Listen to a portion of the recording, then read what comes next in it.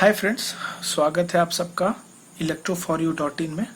और आज हम लोग डिस्कस करेंगे सेकेंड लॉ ऑफ थर्मोडायनेमिक्स। तो जैसा हमने फर्स्ट लॉ ऑफ थर्मोडायनेमिक्स में पढ़ा था कि हम लोग हीट का यूज़ करके वर्क डन को पाते हैं। हीट को यूज़ करके हम लोग वर्क डन को निकालते हैं। बट हमें इस लॉ ने ये नहीं बताया कि हमें किस डायरेक्शन में और किस कंडीशन में ये काम करता है। ठीक है ना, किस डायरेक्शन में और किस कंडीशन में काम करता है ये। तो उसके लिए हमारे पास सेकेंड लॉ ऑफ थर्मोडायनेमिक्स है। उसमें हमारे दो लॉ आते हैं, दो लॉज है मेरे पास। ठीक है ना, तो एक एक करके पढ़ेंगे दोनों को। पहला है Kelvin law, Kelvin Planck law. ठीक है ना, केल्विन प्लैंक लॉ। तो केल्विन प्लैंक लॉ में हमें क्या बताता है कि हम कोई भी ऐसा इंजन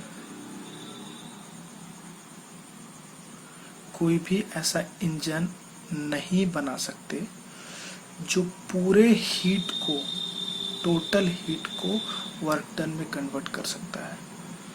नहीं, ऐसा नहीं हो सकता।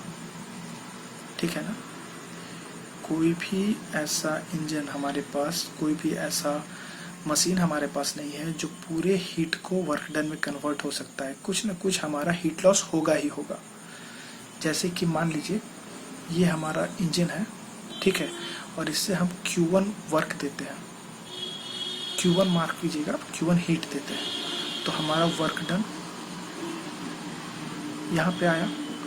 बट इसमें Q2 हीट का लॉस होता है। ठीक है ना, पूरा का पूरा जो हीट है वो वर्क डन में कन्वर्ट नहीं होगा।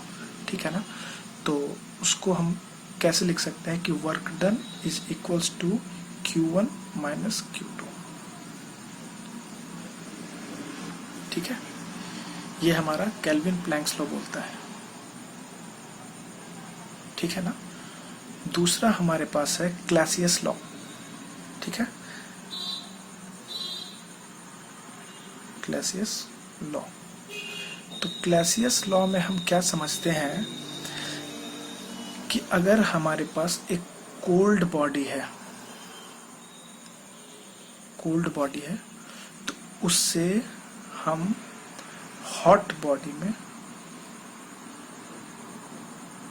टेम्परेचर को ट्रांसफर नहीं कर सकते। ठीक है, कि मतलब हमारा कम टेम्परेचर से लेकर के ज़्यादा टेम्परेचर में कभी भी हीट का ट्रांसफ़र या फिर टेम्परेचर का ट्रांसफ़र नहीं हो सकता। ठीक है ना, उसके लिए हमें यहाँ पे कुछ ना कुछ मशीन लगाना पड़ेगा। ठीक है, तो या ये जनरेटर हो या पंप हो। ठीक है, कुछ ना कुछ यहाँ पे हमें इसको कन्वर्ट करने के लिए कुछ ना कुछ यहाँ पे वर्क डन करना ही पड़ेगा, तब जा कर के हम कोल्ड से हॉट में यहाँ पे हम रेफ्रिजरेटर भी लिख सकते हैं। ठीक है ना, रेफ्रिजरेटर भी लिख सकते हैं जिसमें कंडेंसर काम करता है। तो उसको तो फिर कम टेम्परेचर से ज़्यादा टेम्परेचर में हमारा जो भी है ट्रांजिट का होता है।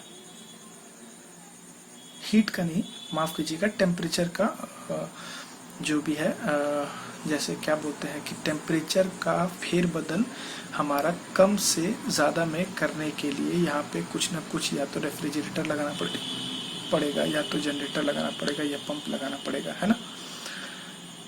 तो ये दो लॉज है जो हमें सेकेंड लॉ ऑफ थर्मोडायनेमिक्स के बारे में बताती है।